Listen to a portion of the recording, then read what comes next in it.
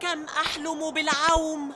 يمكنني أن أتبادل الحراسة معك حتى تستمتع قليلاً بالعوم في الماء. حقاً؟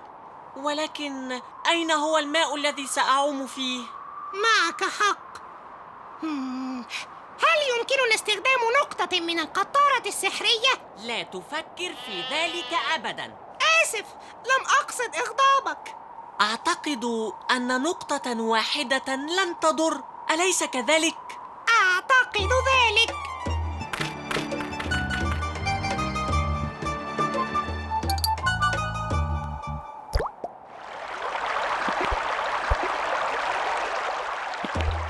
ألم أقل لك إنها ستكون جميلة؟ المياه جميلة. أشكرك لأنك أعرتني عوامتك. كم أنا سعيد بذلك.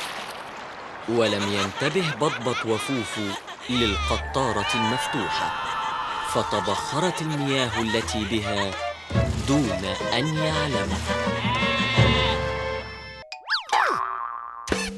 ادخل على البلاي ليست علشان تشوف باقي الحكايات، وما تنساش تشترك في القناة.